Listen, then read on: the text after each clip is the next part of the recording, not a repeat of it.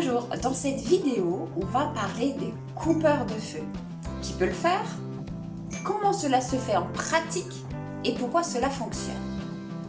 Lorsqu'on recherche un coupeur de feu, c'est pour une brûlure chimique, une brûlure thermique ou une brûlure par radiation.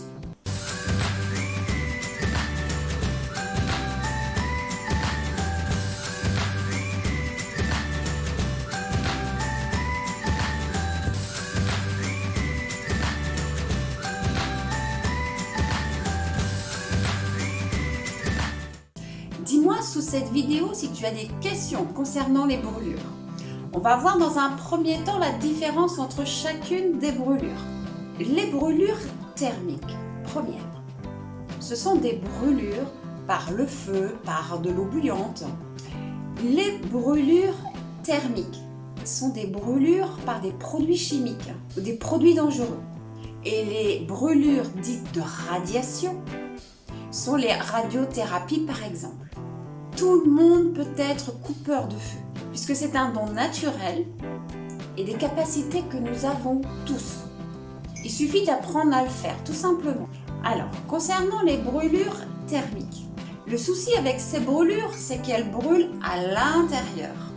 Cela veut dire que le feu se diffuse dans le corps. C'est pour ça que l'on dit qu'il faut couper le feu.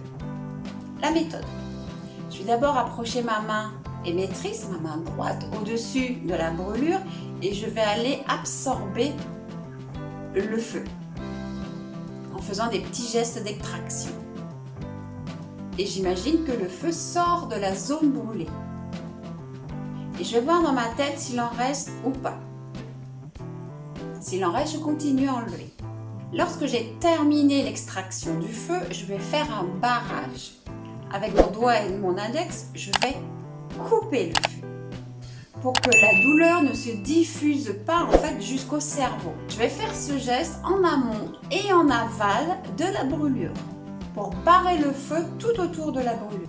Alors l'objectif de barrer le feu est de faire en sorte que la personne ne ressente plus la douleur de la brûlure et que l'information n'arrive plus au cerveau. Les brûlures thermiques, donc après avoir pris le feu et coupé la douleur, il faut aider la peau à se cicatriser.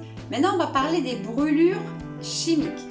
Alors, assure-toi que la personne a bien appelé le centre antipoison avant de t'appeler. C'est important. Et qu'elle ait consulté un spécialiste.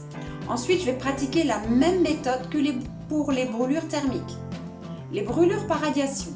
Ces brûlures sont différentes car le rayon attaque les mauvaises cellules et en plus brûle les bonnes cellules à côté. On va utiliser un outil un peu particulier comme un œillet qui empêche que les rayons brûlent les bonnes cellules à côté.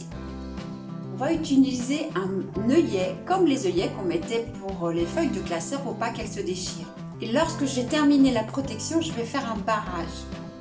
Avec mon index et mon majeur, je vais aller couper le feu en faisant le geste en amont et en aval de la brûlure pour barrer le feu tout autour de la zone traitée. Et c'est là que vient l'expression de coupeur de feu.